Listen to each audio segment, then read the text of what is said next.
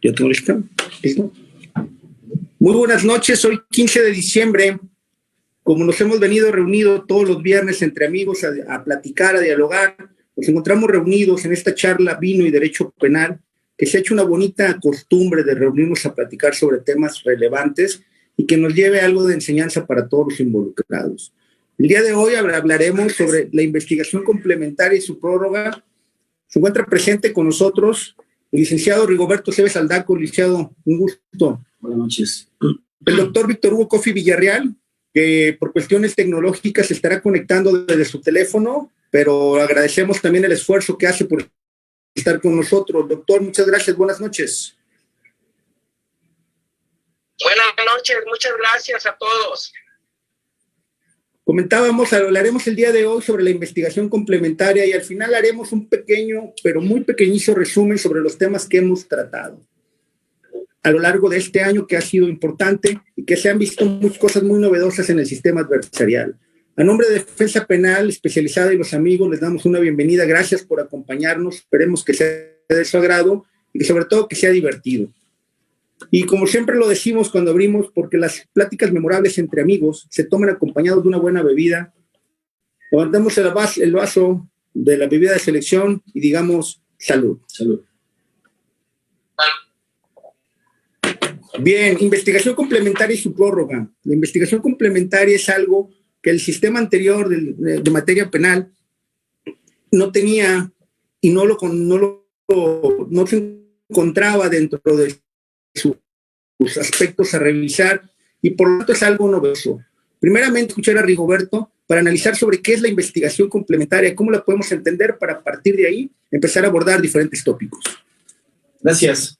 Bien, partimos de esta pregunta y bueno, podemos hablar de que la investigación complementaria es una de las fases que se encuentran consideradas dentro de la etapa inicial de la investigación o el inicio más bien de la etapa intermedia, según lo que algunos autores dicen, y es la fase en la que el Ministerio Público facilita o debe facilitar el desahogo de determinados datos de prueba para que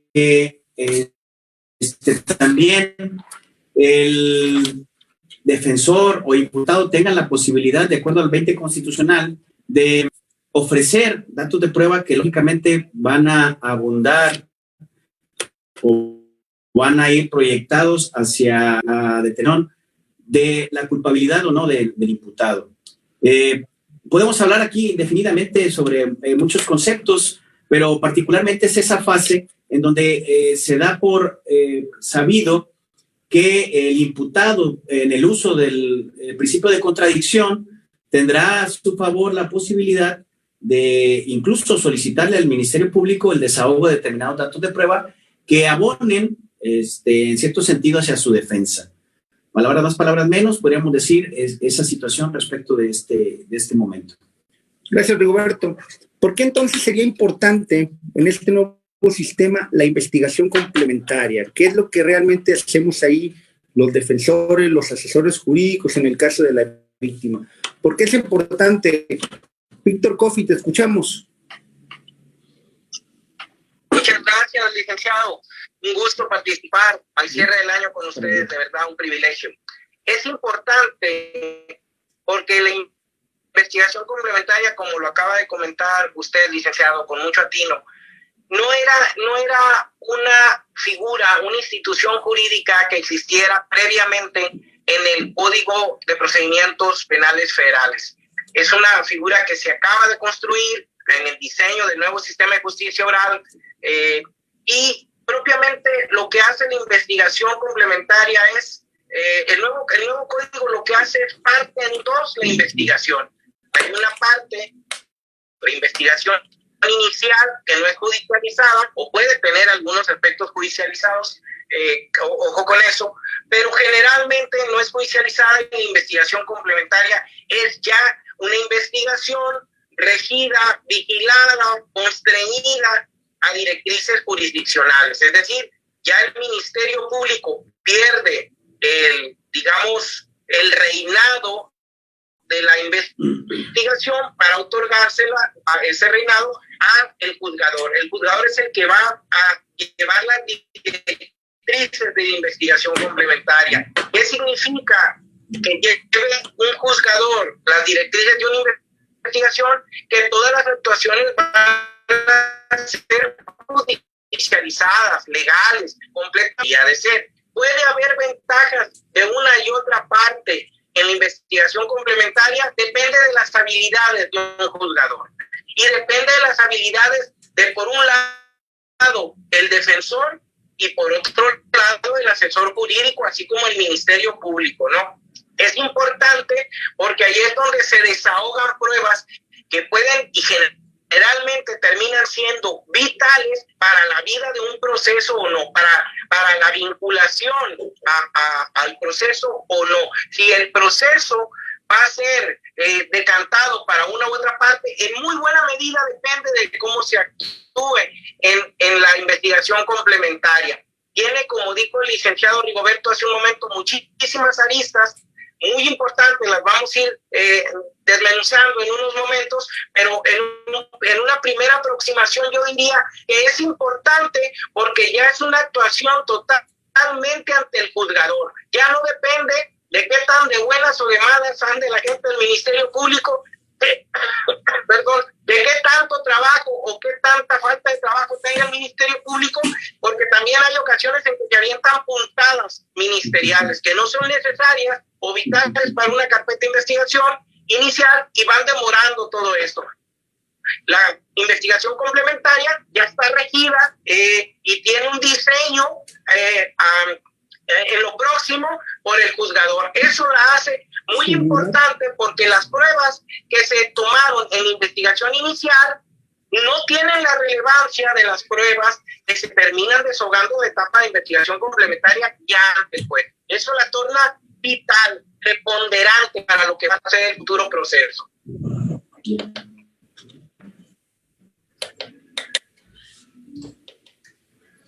Gracias, Kofi. Primeramente damos la bienvenida al licenciado Omar, abogado, litigante ya en el estado de Nayarit, con experiencia tanto en el estado como en diversas entidades federativas. Bienvenido, licenciado Omar, qué gusto que nos acompañas. Gracias, amigo, aquí estamos presentes nuevamente. Una disculpa por la presentación. Eso de la tecnología el día de hoy. No, hoy andamos batallando con la tecnología, pero lo importante es que aquí estamos. Bueno, estamos hablando de la investigación complementaria, Omar. Importante lo que dice Kofi, lo que dice Rigoberto, una investigación judicializada, no se encontraba en el anterior sistema.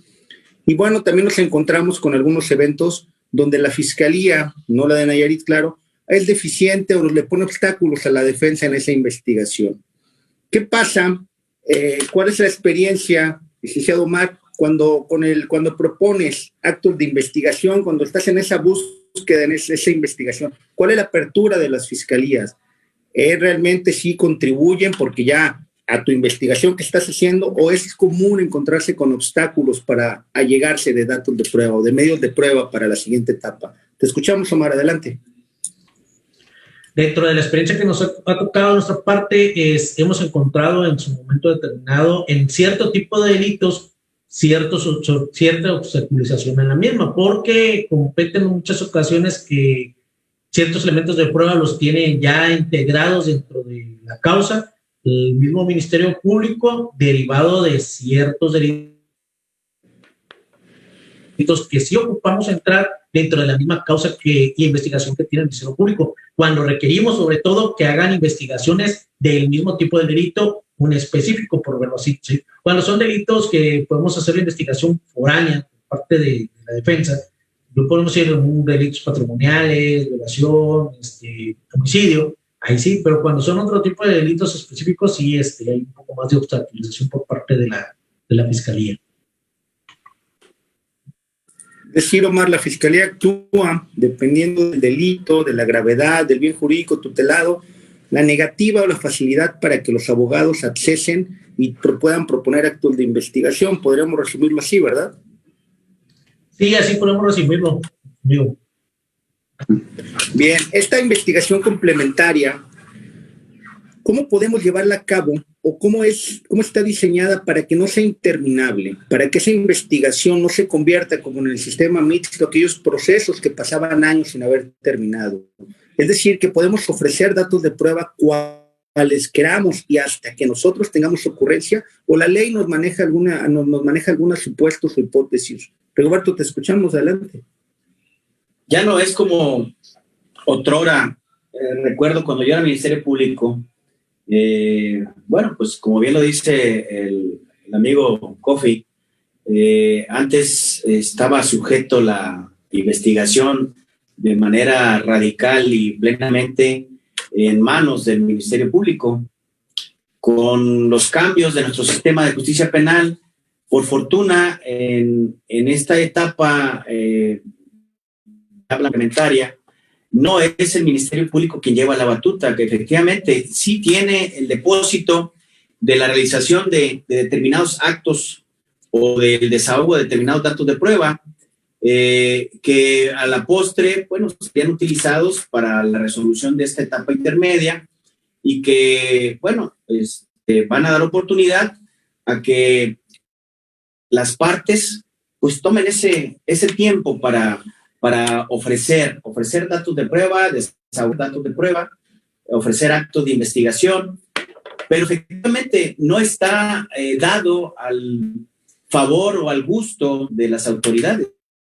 Afortunadamente, el Ministerio Público, la víctima, la asesora a víctimas y lógicamente la defensa tienen una limitación que el propio Código Nacional de Procedimientos Penales establece y que permite permear todo este tipo de situaciones a lo largo de un periodo y que es muy concreto y muy práctico, que nos lo señala particularmente el artículo 321, el Código Nacional de Procedimientos Penales, y nos habla que ahí está el plazo para la realización de la investigación complementaria.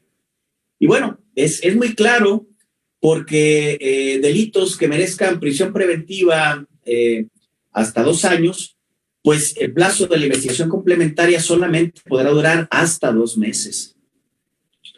Y el mismo 321 nos habla que aquellos delitos que tengan más de esa penalidad de 2 años, aquellos delitos que tengan más de 2 años de penalidad, pues el plazo de la investigación complementaria solamente durará máximo 6 meses.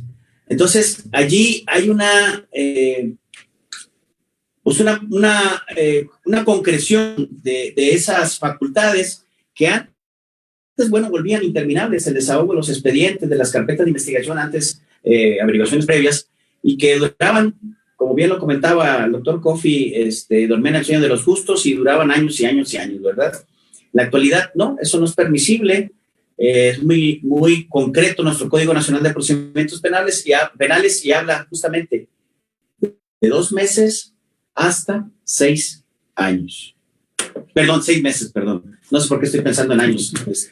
6 meses, efectivamente. Bueno, entonces debemos tener presentes que la investigación complementaria no se puede perpetuar en su tramitación. Hay un inicio y una conclusión y los plazos se encuentran bien definidos.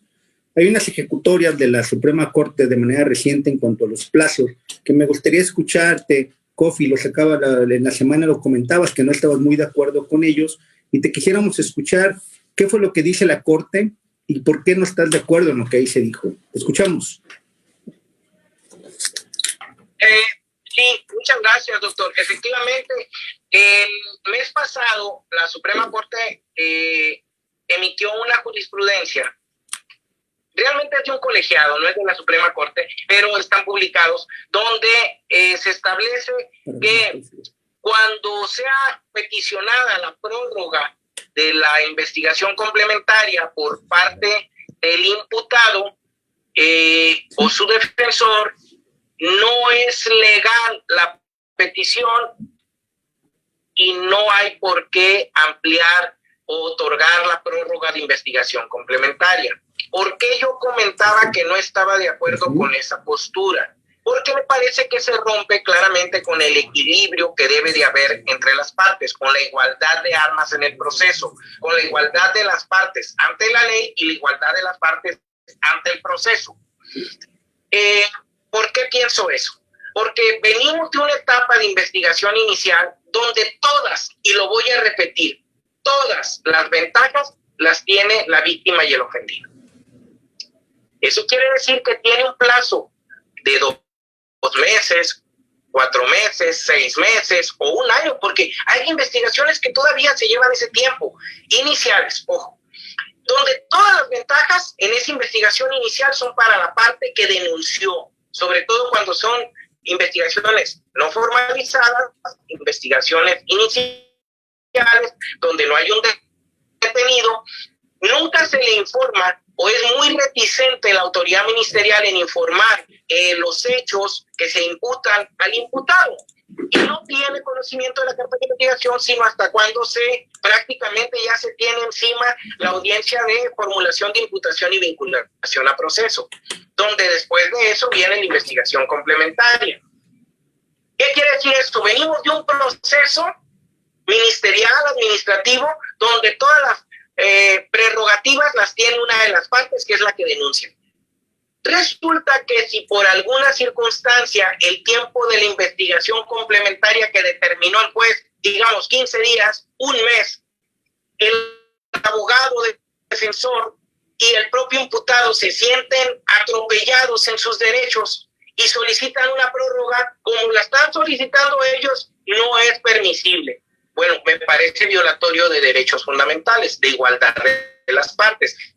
Por eso es que no estoy de acuerdo. Creo que no se toma en cuenta en la redacción de esta jurisprudencia el hecho de que se viene de una etapa donde todas las prerrogativas, el tiempo para preparar pruebas, desahogar pruebas, aportar pruebas, datos de prueba, en este caso, en la investigación inicial, fue precisamente para la víctima o el ofendido y su asesor jurídico y el Ministerio Público. Es decir, en pocas palabras, le echan un montón para tener un procedimiento administrativo ministerial muy bien elaborado y le dan muy poco tiempo para estructurar una defensa al imputado y al defensor. No es que yo esté de abogado del diablo, no es que yo no crea que quizás en algunos casos sea hasta justo por el tipo de delito, por la repugnancia que pueda generar la comisión de algún delito, pero ante la ley tenemos que mantener la igualdad. A mí me parece un principio vital para el procedimiento.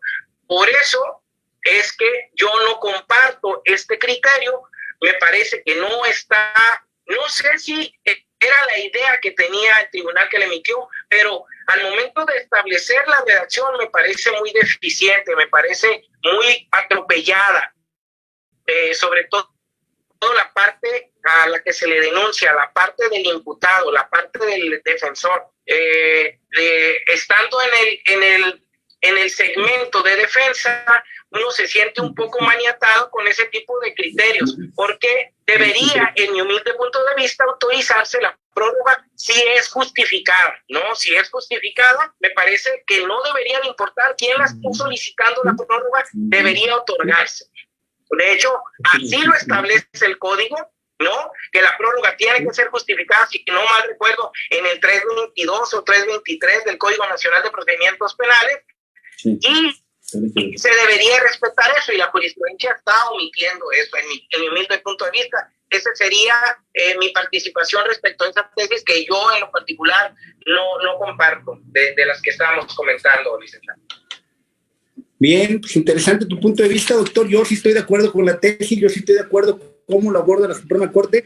Creo que todos están en igualdad de armas, creo que no hay violación de derechos fundamentales, pero claro, como todos es debatible, pero creo que si eso concretiza, eso armoniza con el nuevo sistema, con que los abogados también debemos estar atentos a lo que vamos a hacer en ese plazo tan restringido, pareciera ser, pero creo que no hay ninguna afectación y que estamos todos en la misma calidad. Omar, ¿qué pasa cuando en esta investigación complementaria, si nosotros le solicitamos a la gente del Ministerio Público y el agente del Ministerio Público no nos hace caso, no nos da respuesta a nuestras peticiones, simplemente es omiso? ¿Qué tenemos? ¿Tenemos alguna herramienta? ¿Por qué no le explicamos a las personas que nos escuchan qué es lo que pueden hacer? Adelante. Sí, amigo, sí, si el Ministerio Público es omiso en apoyarnos en la investigación, pues en su momento podemos acudir también al amparo en contra del movimiento, en contra de la negativa del apoyo que nos pudiera brindar el mismo Ministerio Público, porque estaríamos teniendo un daño, ¿sí? Y tenemos que fundamentarlo ante el juzgado de distrito para que sea el que nos resuelva, ¿sí? Más directo, porque dentro del periodo que tenemos del plazo de la investigación complementaria, como ya lo manejaba, pueden ser hasta 6 meses, puede haber delitos que hasta 1 año, pero por la carga del tiempo, pues sí, superior un poco más el amparo, estimado amigo. En este caso hay un punto importante sobre la temporalidad. Es la realidad que los juzgados de distrito, cuando menos en este circuito, están resolviendo un amparo indirecto casi a los 8 o a 1 año de que se dicta la audiencia constitucional. Entonces, la verdad que es algo preocupante, porque si acudimos para que no se cierre una investigación de 6 meses y el juez de distrito tardará 1 año en emitir su sentencia, pues sí tenemos algo de conflicto, ¿no? Pero bueno, así está eso. Continuando con esta investigación, maestro Rigoberto, ¿qué pasa si la gente qué pasaría si el juez de distrito nos niega, el juez de control no nos autoriza la prórroga solicitada? ¿Tendremos algún recurso? ¿Cuál es tu experiencia que te ha tocado, Rigoberto? Te escuchamos. Bien, respecto de eso, podríamos decir, vamos a impugnarlo por algún procedimiento extraordinario como es el amparo. Desafortunadamente hay criterios ya en ese sentido que no es procedente el amparo indirecto, en razón de que el hecho de no autorizar la prórroga de la investigación complementaria, que es de lo que estamos hablando, no vulneran en un momento dado los derechos fundamentales en este caso de la víctima ofendido o del imputado, por razones de que se trata de cuestiones de carácter procedimental. Entonces, ya hay incluso tesis respecto en ese sentido que han pronunciado los diferentes tribunales colegiados, y bueno, eso es independiente de que sea justo, ¿verdad? Al final, si estamos de una parte que nos conduele esa situación que nos impida en un momento dado solicitar que nuestra investigación complementaria por lo menos se culmine un poquito en el tiempo, se prolongue, pues sí, efectivamente nos está afectando ese criterio, y desafortunadamente ese criterio existe, y no nada más es en materia penal, en otros criterios, cuando se habla de violaciones procedimentales, los juzgados de distrito, el tribunal colegiado está resolviendo que no hay una afectación tal de manera irreparable que permita pues amparar en ese sentido sobre la no concesión de la amplitud del término de la investigación complementaria. Entonces, no, si el juez de control nos niega prorrogar o continuar con la investigación, no tenemos ningún recurso, en este caso ningún medio de impugnación como el juicio de amparo indirecto, porque no se afectan derechos subjetivos. Es una cuestión procesal, así lo determinan los tribunales, porque todavía no se ve el impacto que tendrá, todavía viene una etapa intermedia, se dice que ahí es donde va a tener la oportunidad de ofrecer las pruebas y por lo tanto no es procedente.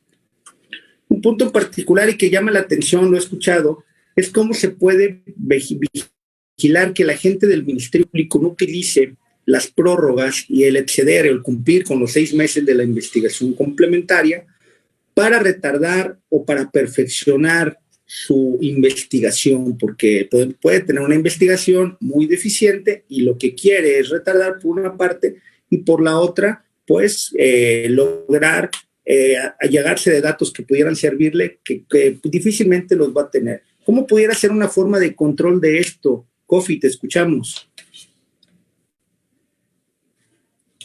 A mí, en lo personal, yo lo que pienso que lo que se podría hacer ante la no utilización, como en otras partes de que lo establece el código, siempre que el Ministerio Público no haga uso de eso, tendría que haber una explicación, en este caso a la víctima, de por qué no está haciendo uso de eso.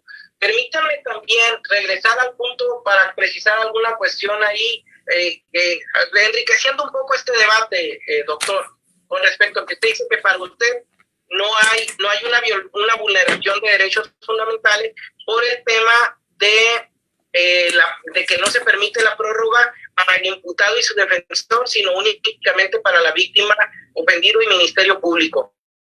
El propio código, artículo 322, establece solamente la posibilidad de prórroga para el Ministerio Público y lógicamente para la víctima o el ofendido.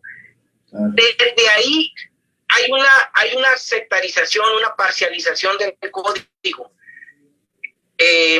para efectos de perfeccionar el hecho de que la investigación vaya con todas las posibilidades de que se concluya con un procedimiento sancionatorio para el imputado. Sin embargo, no se le permite esa misma oportunidad al imputado y a su defensor. Vuelvo a insistir, para mí es grave que cuando ya se tuvo una etapa de varios meses de preparación de una carpeta de investigación de parte del Ministerio Público, donde no participó porque no podía participar por las características en las que está diseñado el Código Nacional de Procedimientos Penales, y todavía en la etapa ya de investigación complementaria se le permite únicamente a ellos una prórroga. Yo sí veo, con todo respeto, una franca parcialización, una sectarización para el imputado y su defensor. Los están dejando en total desventaja con respecto del agente del Ministerio Público como representante social, víctima y ofendido. Ellos vienen con todas las ventajas y todavía se les dan más ventajas. Es decir, atínale para que no se te vaya. Eso no puede ser, en mi humilde punto de vista, eso no puede ser. Tendría que abrirse la posibilidad para que haya una verdadera igualdad. Ahora, volviendo al punto, si no hay por parte del Ministerio Público la utilización de la prórroga, yo pienso, a mí me parecería una mecánica adecuada. Si él no actúa, el asesor jurídico o la víctima o ofendido pueden actuar solicitando esa prórroga, y en mi punto de vista el juez de control tendría que atender, tiene la obligación en términos del artículo 8 constitucional, tiene la obligación de atender esa petición, y sería una mecánica, un mecanismo para abrir la prórroga, perdón, que el MP no quiso hacer uso de ella. Si es que la víctima ofendido como coadyuvantes están advirtiendo que sí hace falta prorrogar, y porque tienen esa prerrogativa, esa posibilidad. Perdón.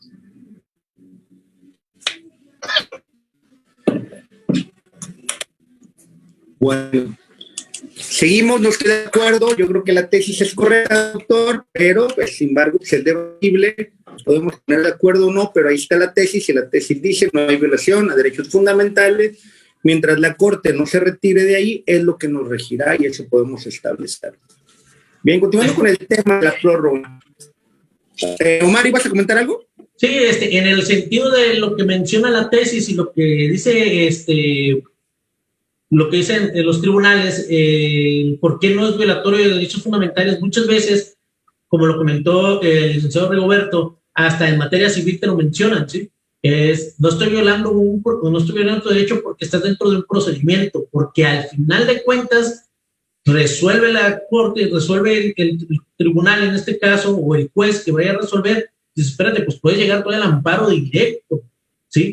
Donde puedes hacer ver esa violación de tu derecho. ¿Cómo pudiera ser? Ok, dentro de la investigación yo solicité una prórroga, pero en la prórroga no me la concediste, derivado de que yo no soy persona que pueda solicitarla porque soy defensor del imputado. Pero resulta que yo necesitaba esa prórroga para cumplimentar una investigación. Esa investigación hacía ver que viniera un testigo de alguna otra parte del estado, país o del mundo en su momento dado, para que pudiéramos entablar esa investigación.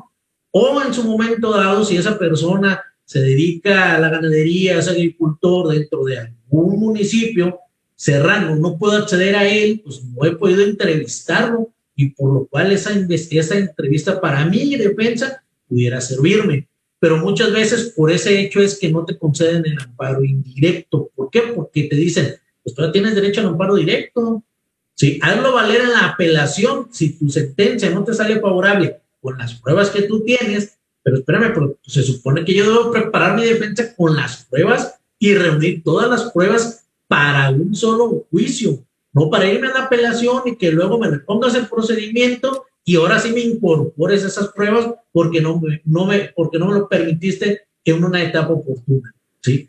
Eso se ha visto mucho en materia civil también, que en su momento dices, oye, ¿sabes qué?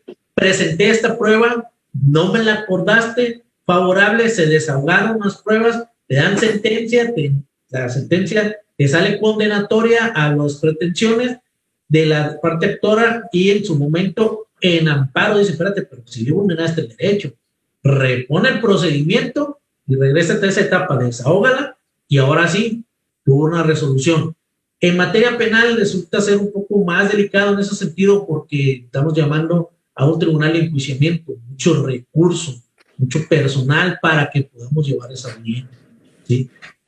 Pues sí es correcto, en su momento dado un amparo indirecto no es viable, pero pues tenemos que hacerlo como defensores para buscar cambiar esa postura, porque sí, en cierta manera, pues, un rasgo general, el artículo 1 constitucional es violatorio de derechos fundamentales porque es igualdad entre las partes y no existe esa igualdad entre esa petición, ¿sí? Entonces, ¿compartirías, te decantarías un poco con lo que dice Kofi?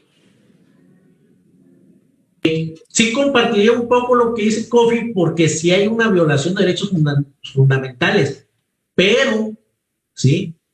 Como lo revisa el jurista, te dice, espérate, es un procedimiento, pues espérate al amparo directo o a la apelación. Y el tribunal de apelación, dentro del análisis del estudio del fondo del asunto, verá esa parte fundamental en el análisis, si sí te vulneró o no te vulneró. Y si no entran al estudio de esa parte, tú lo puedes hacer valer en el amparo directo. En suplencia de la queja, el juzgador, magistrado o ministro que le pudiera tocar analizarlo va a tener que hacerlo supletoriamente para ver si te favorecía esa petición de la investigación, de la prórroga para la investigación complementaria para que se pudiera llevar a cabo, ¿sí?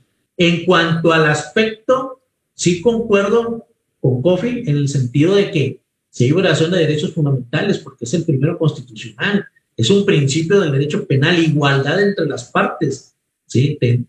Se ve claramente que no hay igualdad entre las partes en cuanto a la petición, el artículo 21 del Código Nacional de Procedimientos Penales. Comprendo, ¿sí?, que sí es cierto, es un procedimiento y hay etapas futuras en las que pudiera hacerlo valer, como en la audiencia intermedia, el objetar una prueba, ¿sí?, o cuando ya la presente y que me la quieran objetar, pues ya en su momento dado voy a un recurso dentro del mismo procedimiento de la audiencia intermedia y ahí ya puedo hacer valer el amparo indirecto. Pero, pues sí, puedo yo en su momento dado con el amparo indirecto evitarlo, pues ya no puedo hacer, porque esa es la labor como defensa, el justificarle al juzgador el por qué te estoy solicitando la prórroga. Claro que si le digo, no, yo quiero una prórroga porque pues resulta que se me pasó y no entrevisté a un testigo. Pues claro, pues sabes qué va a decir el juzgador, no es viable el dártela porque pues se te pasó a ti. No, es que mi cliente no me pagó los honorarios para que yo fuera a la colonia fulana de tal a entrevistar. Eso hasta ahora. Así es, entonces, por esa situación. Pero sí, concuerdo en una parte con el licenciado Kofi. Y metemos más amparos indirectos. ¿Qué pasa entonces? Pues, creo que coincidimos todos en la parte tan importante que es esta investigación complementaria, que a veces no es muy explorada por la defensa y que es la oportunidad que tenemos. ¿Por qué investigación complementaria? Habrá que explicarle a las personas, ¿verdad?, que nos escuchan, que nos siguen, que es un símil donde los abogados hacemos nuestra propia investigación, donde nosotros nos convertimos en defensores. Nosotros estamos yendo a las colonias, recabamos nuestras propias entrevistas sin necesidad de autorización del agente del Ministerio Público. Por eso es una labor muy, muy importante la que tenemos que llevar a cabo. Víctor, en este punto en particular, ¿cuál es tu experiencia con el desahogo, el desarrollo el captamiento de datos de prueba en esta investigación. A ti, tú estás en otra entidad de la República, en otras entidades de la República, ¿sí hay apertura de las agencias del Ministerio Público o es la realidad que también hay un obstáculo para que no logres tu trabajo? Sí, con mucho gusto. Muchas gracias por permitirme participar de nuevo, doctor. Efectivamente, he tenido la oportunidad en mi ejercicio profesional como consultor privado de desahogar pruebas, en este caso entrevistas, datos de prueba dentro de mi propio consultorio, dentro de mi propio despacho jurídico, perdón. Y me ha sorprendido agradablemente, debo decir, que las autoridades son bastante receptivas. ¿Por qué? Porque me he percatado que al momento de que se emiten las distintas resoluciones que pueden haber dentro de la carpeta de investigación y al momento de la audiencia inicial o la audiencia de formulación de imputación y vinculación a proceso, muy constantemente me ha tocado ver en las ocasiones que he realizado este ejercicio que se toman en cuenta esos datos de prueba y que terminan siendo, de hecho, vitales para el resultado de esa resolución tan importante que es la de vinculación a proceso.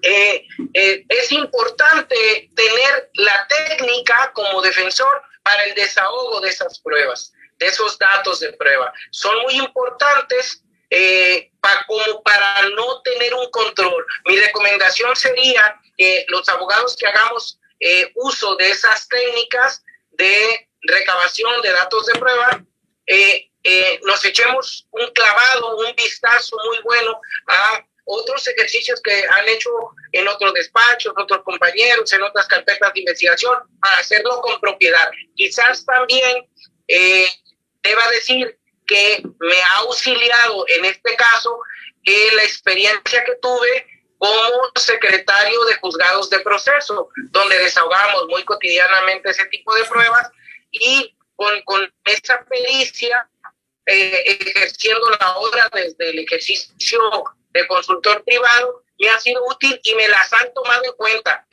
¿Lo considero importante? Sí, porque, a ver, no se trata de aleccionar testigos o entrevistados, de ninguna manera, pero sí se puede y es válido, es legal, es honesto conducir la prueba. Esto es lo que me importa, esto es lo que no me importa, esto es lo irrelevante, esto es irrelevante. Y uno va haciendo una especie de sedazo en la recabación de información que le pone enfrente al agente del Ministerio Público.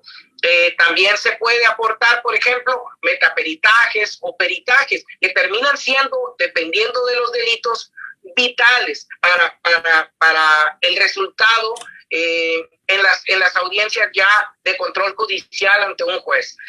¿Son importantes? A mí me parece que sí. Es una libertad que las autoridades están dando. Yo no sé, tengo que hacer la aclaración, si sea un tema también de conveniencia temporal, porque, a ver, las agencias del Ministerio Público, todos sabemos, están sobrecargadas. Descargar eso, delegar la recabación de pruebas en los despachos, en los consultores jurídicos privados o en los consultores jurídicos oficiales, no lo veo mal, siempre y cuando se haga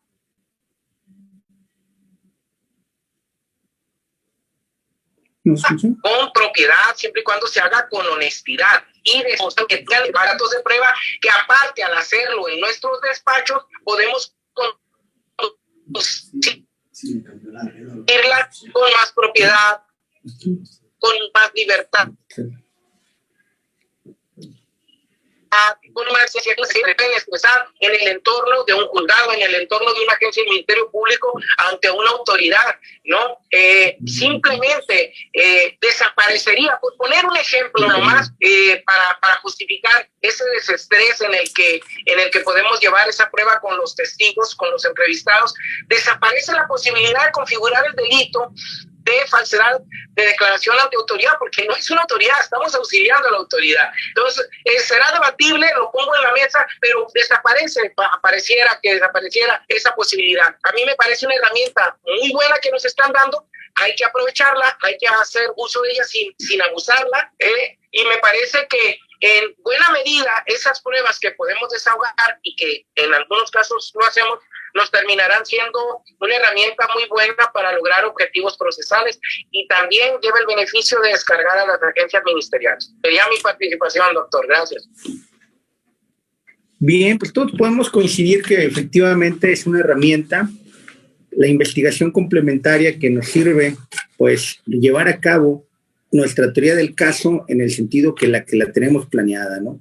Serán los datos de prueba que nosotros recabemos en ese momento los que nos servirán para determinar si continuaremos a la siguiente etapa o si podremos, o si debamos optar por una solución alterna. Creo que es de ahí la importancia de la investigación complementaria, que como ya lo dijimos, no se encontraba en el anterior sistema y que este sistema que no le gusta a COFI sí lo contempla y que bueno, es algo sumamente importante.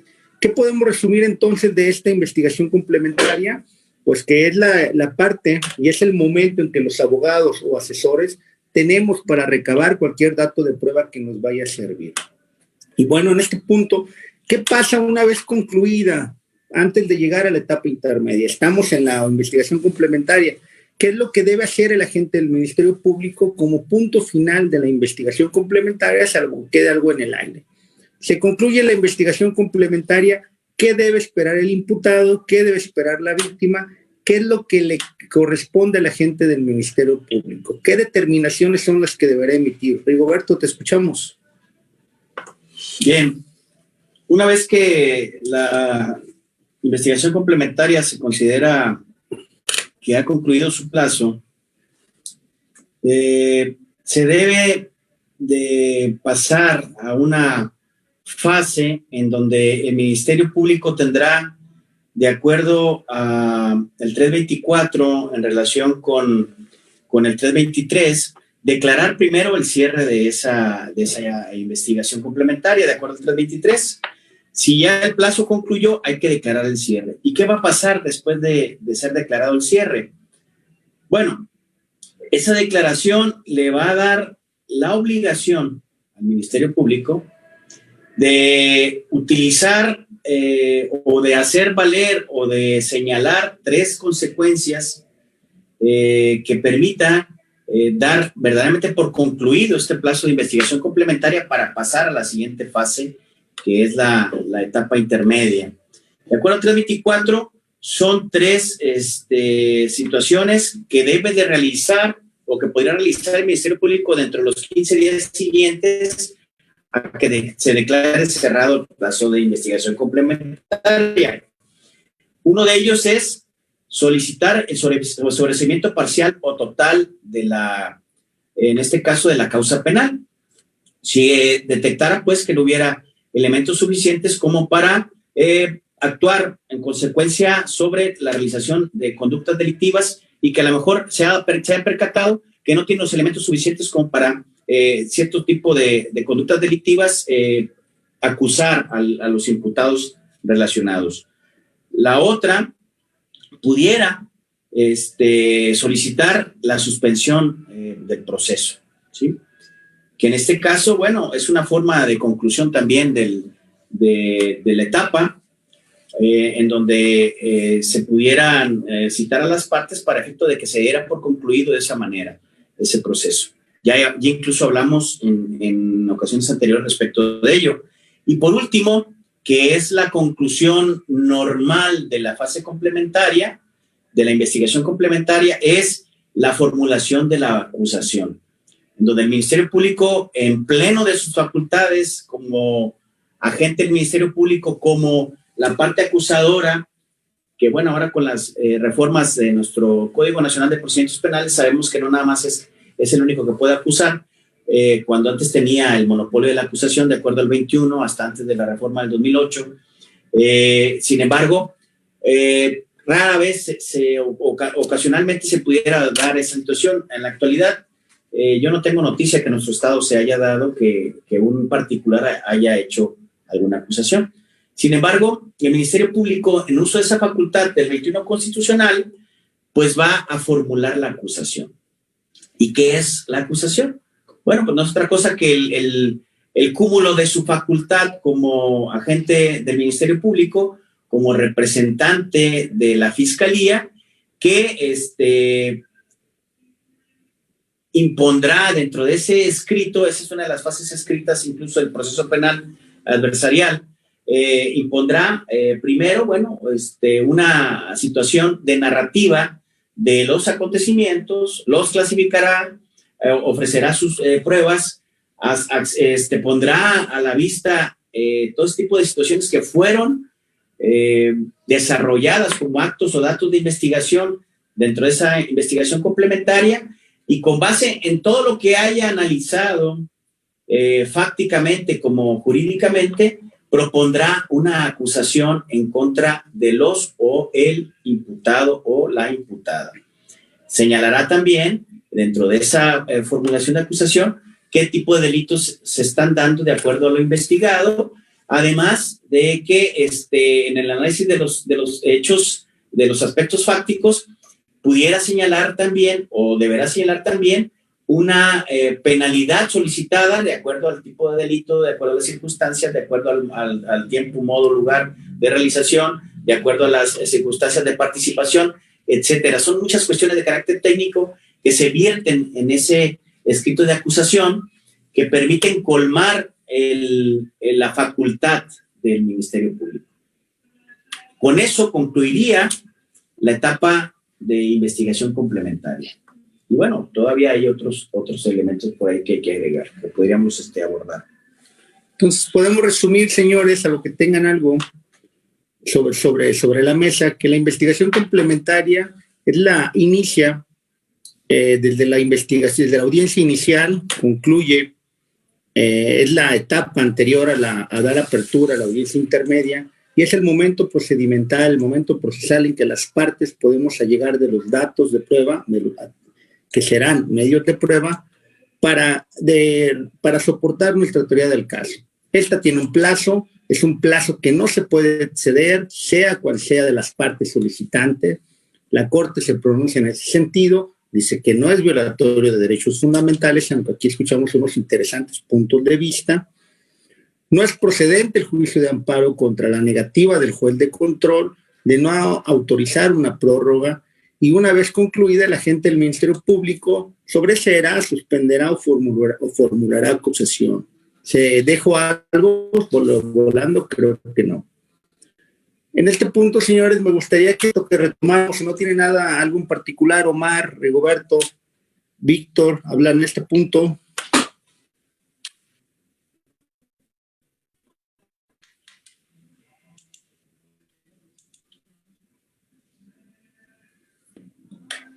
Bien. Durante el año tocamos diversos temas, señores, que fueron apuntamientos importantes en cada uno de ellos, que me gustaría si pudiéramos hacer una pequeña narrativa muy concisa, nada más sobre el aspecto más importante que nos haya dejado esa participación que tuvimos. Sobre las medidas de protección, Kofi, me gustaría que tú nos particularizaras brevemente qué es lo que te dejó. Híjole.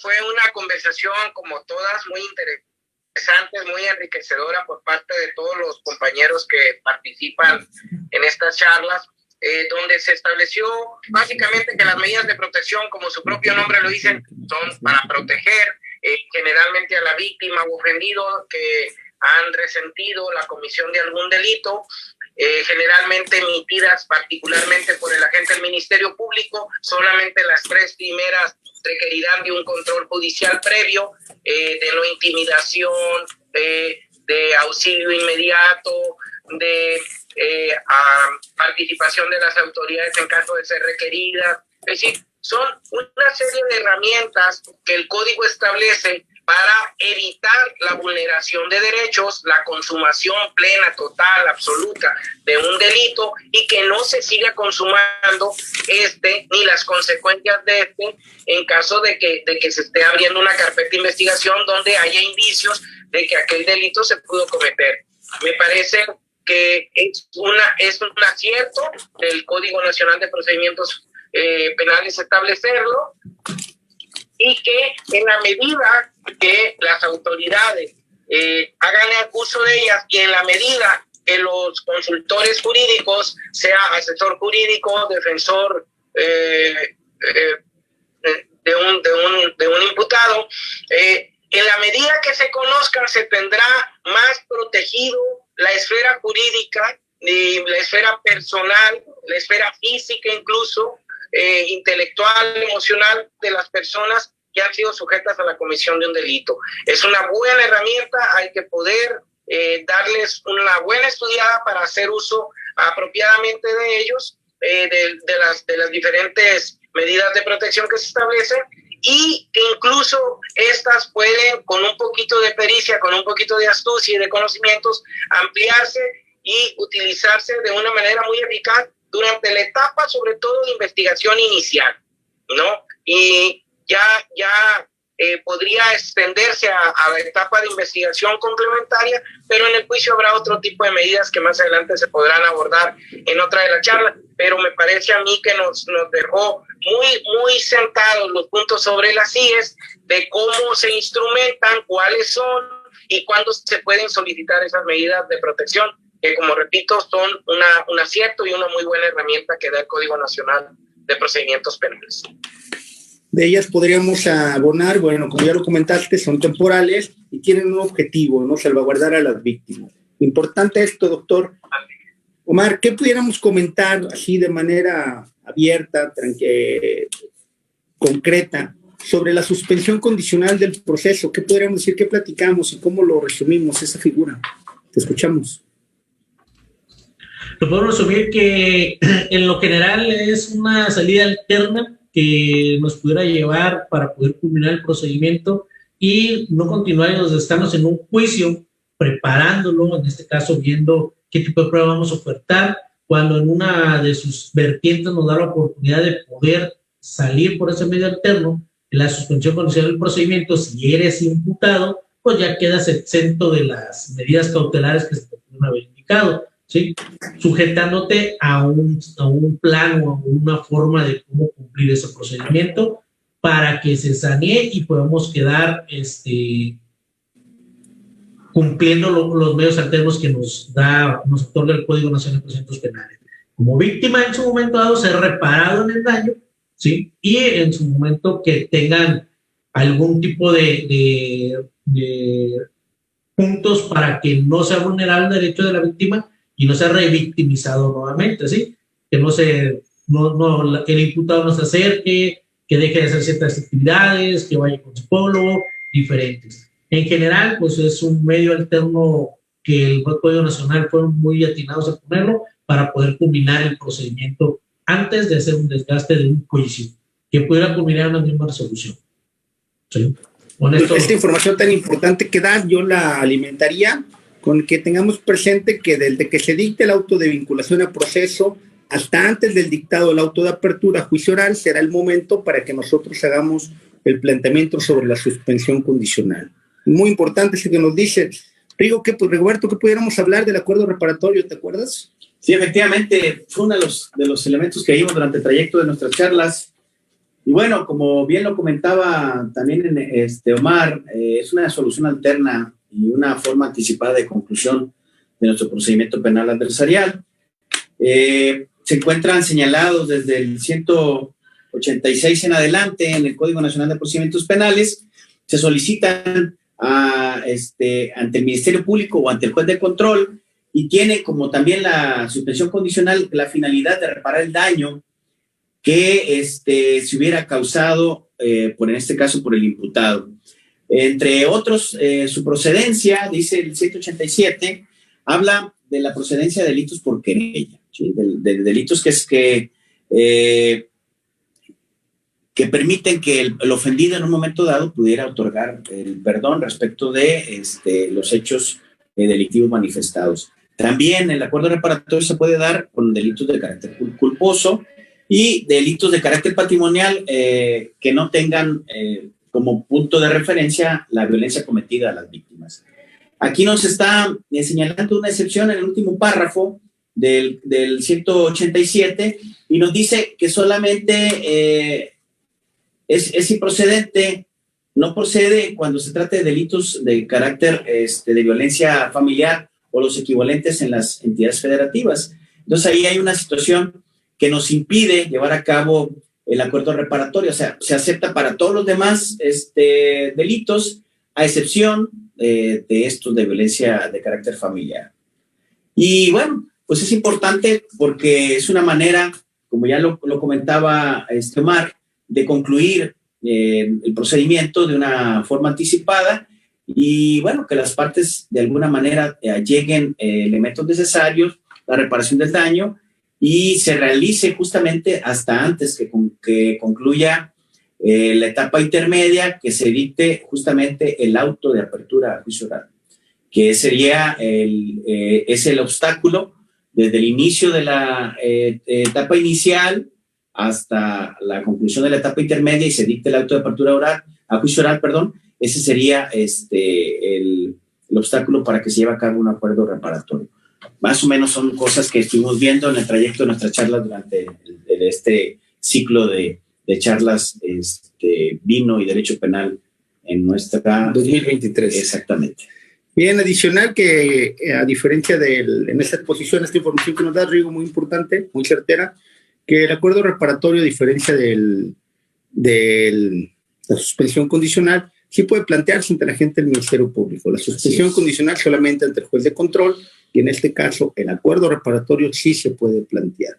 Cerrando ese comentario, de hecho, las fiscalías ya tienen una unidad que se llama USAT, que generalmente utilizan para esa pertinencia y se realizan de manera cotidiana ese tipo de acuerdos reparatorios para no integrar incluso las carpetas de investigación como una fase previa de solución alterna o de conciliación o mediación que realiza la propia fiscalía. Un tema importante, muy técnico. Gracias, Rigoberto. Kofi, de la desaparición de personas, aquí lo analizamos. ¿Qué dijimos?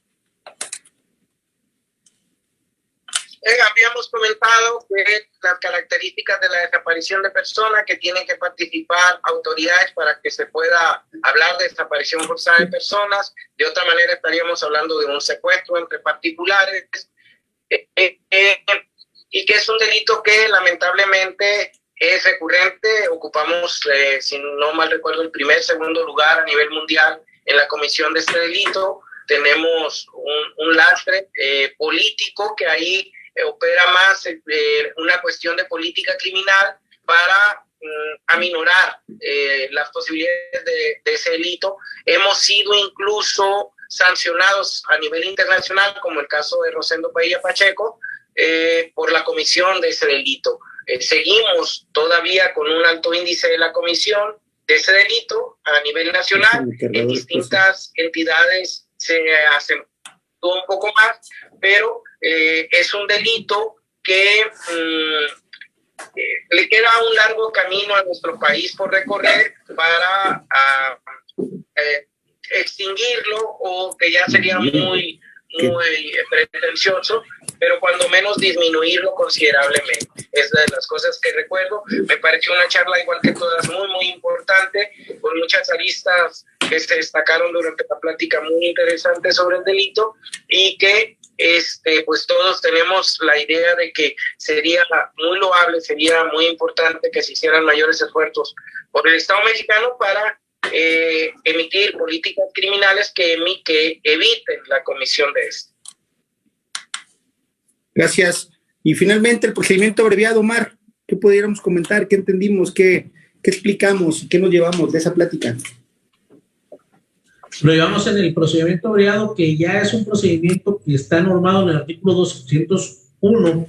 En su momento los requisitos, igual el Ministerio Público lo puede solicitar, ¿sí? Que la víctima o el ofendido no presente oposición, sobre todo es una de las mayores, que se ha reparado en su momento dado la víctima, que el imputado, una cuestión importante, reconozca estar debidamente informado de sus derechos, reconozca también expresamente haber cometido el ilícito, expresamente renuncia al juicio oral, que es importante, ¿sí? Consienta la aplicación del procedimiento abreviado, que no solamente diga, sí, estoy de acuerdo, ¿sí? Admita su responsabilidad por el delito que se le imputa, ¿sí? Acepte ser sentenciado con base a los medios de convicción que expone el Ministerio Público en la formulación de la acusación. En su momento todo debe ser basado a la penalidad que pueda tener el mismo, porque muchas veces en el procedimiento abreviado, dependiendo del tipo de delito, los hechos por los cuales en la audiencia inicial eres vinculado al proceso, el imputado, en sí son varios hechos y la penalidad puede ser algo cargada, ¿sí? Entonces, por lo tanto, de aquí deriva que en sí el procedimiento abreviado es otro medio de aceleración anticipada para poder terminar el procedimiento del juicio, pero tiene que cumplir específicamente estos 4 requisitos. En el tercero, que habla de la fracción tercera del imputado, deben de ser 5 fracciones para que pudiera cumplimentarse el procedimiento abreviado, ¿sí? Entonces, en esta situación, pues, es una muy buena opción para el imputado para evitarse el desgaste del juicio y en su momento determinado lo puedan condenar una pena más allá de la que en su momento determinado pudieran ofrecerle en el procedimiento abreviado, ¿sí? Y con eso culmino mi intervención. Bien, Omar, gracias.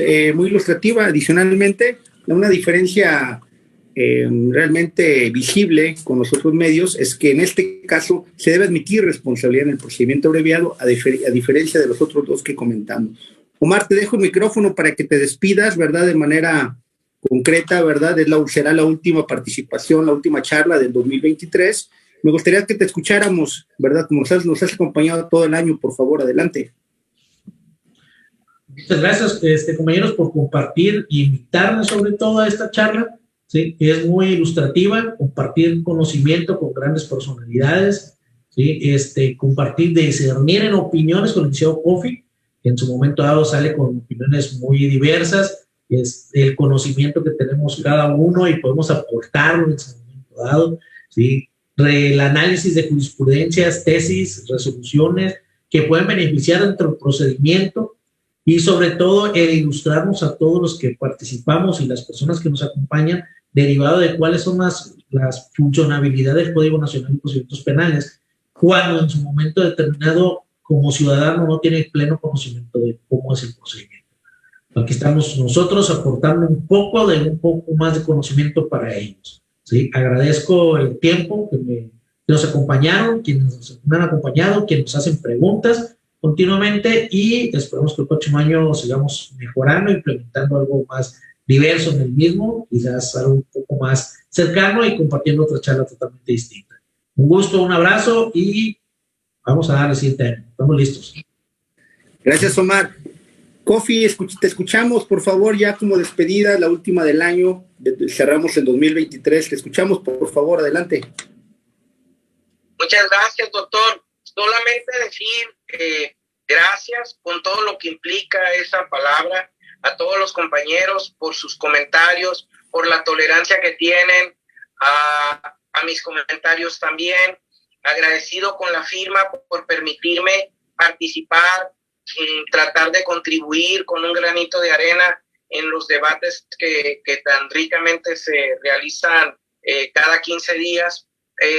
Para mí ha sido más que un halago, un motivo de mucho agradecimiento para todos, porque es tratar de llevar el conocimiento a otras personas que quizás puedan requerir algún toque de los que aquí se dan en estas pláticas de los distintos temas tan interesantes, que con mucha puntería, debo decir, te van seleccionando quincena a quincena para efectos de comentarlo, desmenuzarlo, tratarlo. Todos los comentarios que hacen los compañeros me parecen sumamente brillantes. El único igualado aquí soy yo, tratando de emularlos, de ponerme al nivel jurídico tan alto que tienen todos ellos.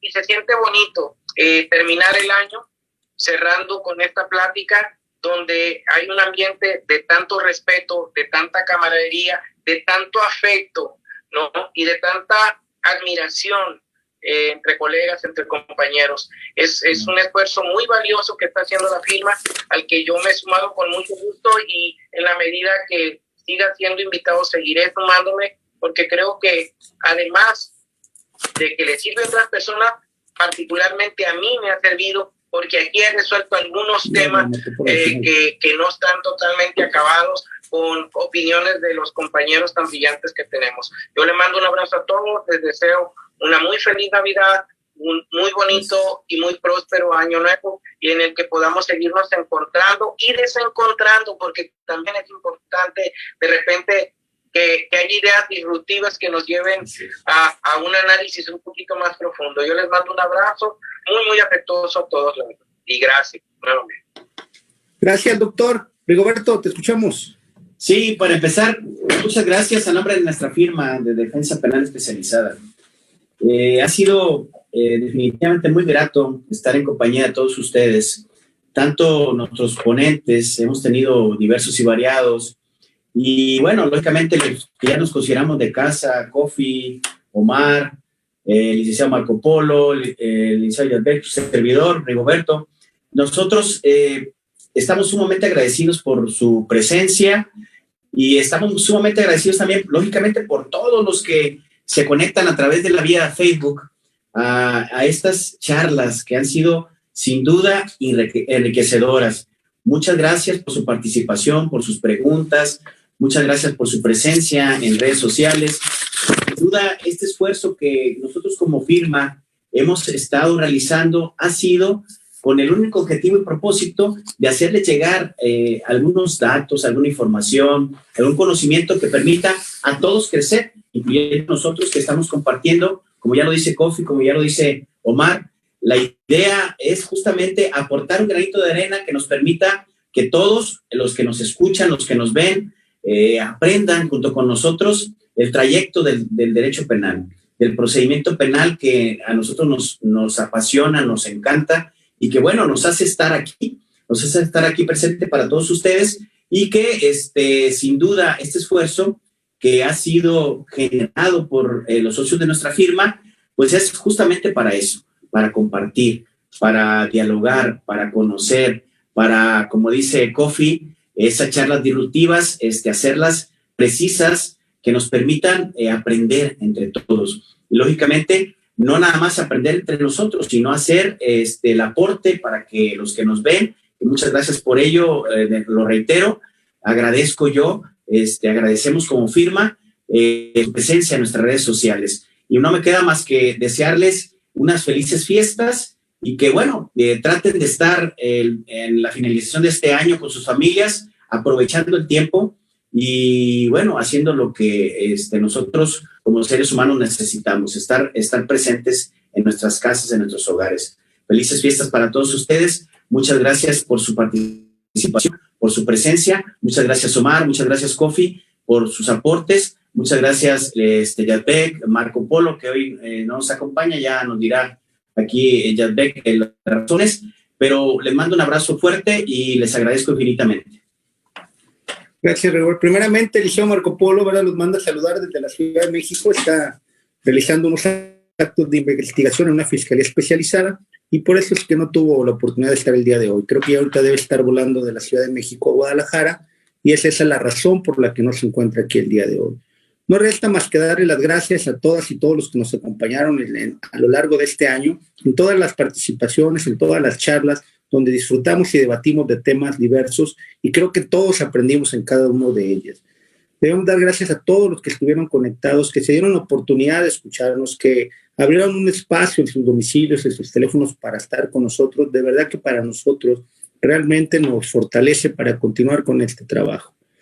Como socio fundador, a nombre de Defensa Penal Especializada y los amigos que ya mencionamos, no me resta más que decirles una feliz Navidad anticipada, unas excelentes fiestas y como siempre, porque las pláticas memorables entre amigos se celebran con una bebida, decirles salud, muy buenas noches y muchas gracias. Nos vemos.